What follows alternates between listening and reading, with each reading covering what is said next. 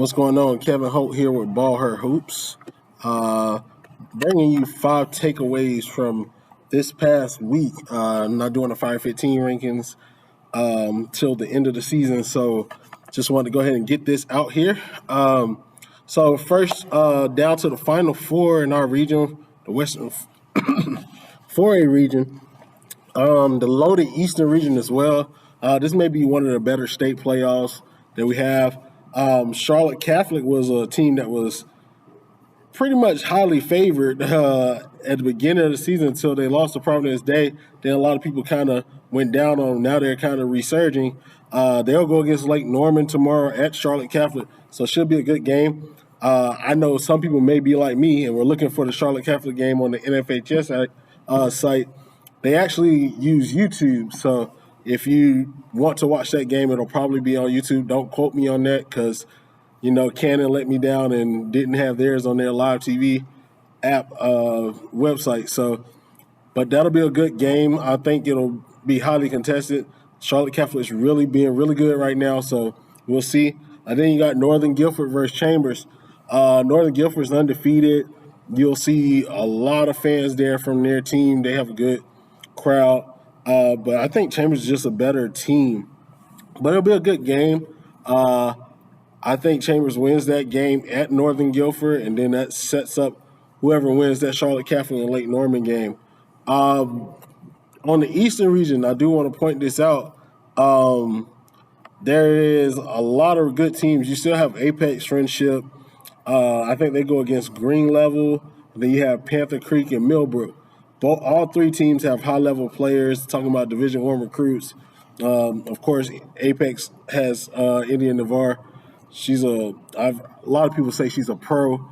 She carries herself like a pro, and I would love to see it. I mean, I've seen her in AAU action, but, school ball brings a different type of energy.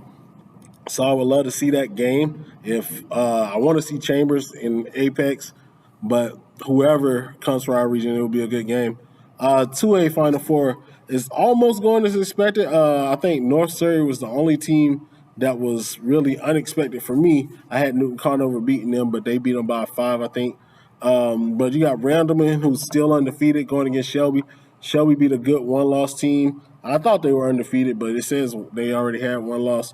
But Shelby's one of those teams where they're finding their peak right now, and they've, honestly been good the whole season. Malaysia Pass has been pretty much true leader. I mean, you always have the two Holyfield sisters. Kate's still going to get her buckets. But Maraja's been a dog right now on the court. Saw the video of her making a kid fall and then hitting a nice little floater. That confidence is through the roof right now. And Randleman has to be a little bit nervous about that. Randleman is a good team. They're undefeated for a reason. But I think Shelby wins that game. And then Salisbury versus North Surrey. They actually played at the beginning of the season, and Salisbury beat them by 7. So I think Salisbury wins this game again. It's at Salisbury, so I don't think Salisbury loses that game. And then that would set up the matchup that everybody would want to see, Salisbury versus Shelby, two really highly competitive teams. Both teams have only lost to 4A teams, with Shelby losing to Myers Park and Chambers, and then Salisbury losing to Apex Friendship. That's going to be a really good thing. So those are my first 2 keys of the week. Third, can the West beat the East? Last year, the West ran the table with 4A through 1A, even private schools. But this year, I think the East has really been dominating so far. Raven Gap won. I think they're really considered the West, but it's kind of weird because they're not in North Carolina, but they're near Asheville. And Asheville's considered the West. In 1A private school, you saw Grace Christian win. 2A, I think, Burlington School won. So the West still kind of holds the title now because Asheville Christian won 3A. But 4A West, you got Chambers Catholic, Northern Guilford, and Lake Norman. And I already said Apex and Green Level and Panther Creek and Millbrook and East. I think it's going to be a high-level game. Whoever makes it out of those 8 teams, all of them are going to be good. I think Green Level may be the team people know least about, but they're still a good team regardless if they made it this far. In the 3A, I think Carson is the most dangerous team on our side. But Terry Sanford is probably the best team in 3A, undefeated team. Mile Giles Jones versus Mary Sprite is a matchup to watch if those two teams do make it. But I think Terry Sanford is just a better team overall. They have one of the better teams in the state, regardless of the class. So I would love to see them win a state championship. 2A West, I think, of course, it's between Salisbury and Shelby. I think they'll be in a battle. And then I think it'll be a winner of St. Paul and Farmville Central. That would be a good battle. I don't think it's a easy win for anybody. I think the championship that I predicted was Shelby versus Farmville, with Farmville winning. Maya Jordan's been big in the playoffs. Journey McDaniels had a 40-point, 21 rebound game in their conference championship. So they have two big-time players that are going to East Tennessee State with Journey and then East Carolina with Amaya. But I think Shelby's just as good. Don't count them out. Kate Hollyfield's going to Belmont. Moravian has a lot of different offers, and so does Alley. They also have good offers. So it'll be a talented matchup. 1A, I think Murphy wins again. I think Bertie will be their opponent in the state championship. For my fourth topic, seeding for playoffs. Should they change? I've heard people say it's not fair that the Charlotte area teams have to play against each other so early. And honestly, I get it, but at the same time, we have to, we can't just say, oh, because we're better than this conference. It's not fair because they're not playing you. And a lot of times we can't control what area kids live in. Charlotte's a huge area, and it has a lot of talented kids. So if we're just going to put our best team, like they're putting together teams from small towns, and they're out here trying to compete their best.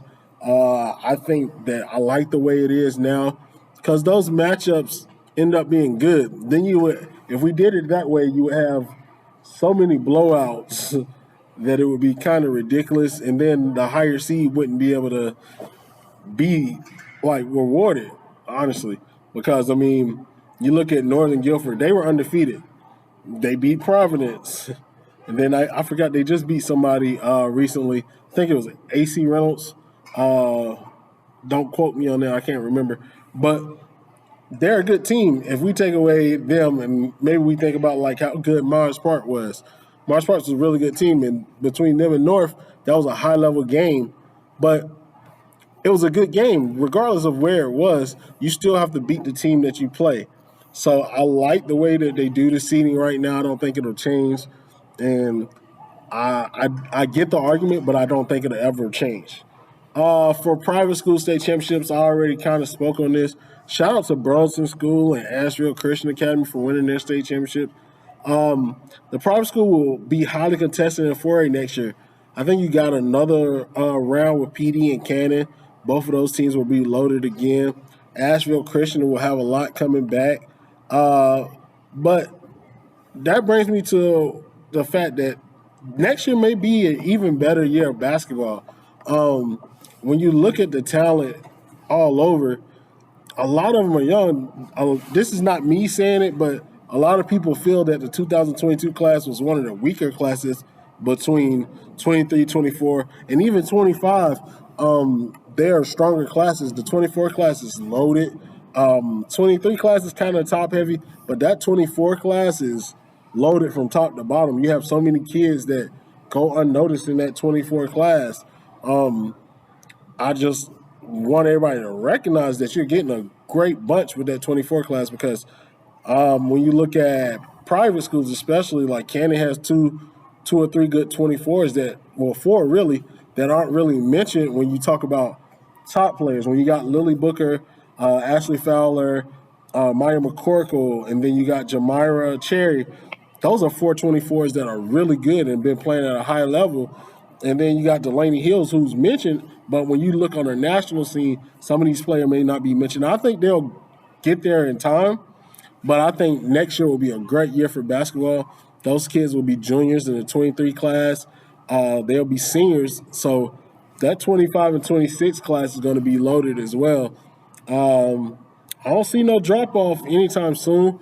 Good luck to everyone that's still in the playoffs. Everybody that's getting ready for AAU. I want to thank Lady Attack for having me yesterday. had fun doing the media day. Sorry that Twitter's live is a little blurry. Try to get more followers on Instagram, so you can follow me on Instagram at BallHerHoops, CLT, same as the Twitter. And hopefully we can do more lives on there. But I look forward to this week of basketball. Hopefully we get some state champions in our area. And I appreciate everyone that listened today. Till next time.